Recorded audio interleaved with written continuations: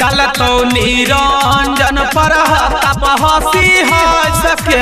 मिथलेश प्रकाश के करी है नहीं बदनाम मिथलेश रंगीला के करी है नहीं बदनाम खेगे करी है नहीं बदनाम रंगवा डाल देतो चोलिया में यादव हीरा रंगवा डाल देतो चोलिया में यादव हीरा।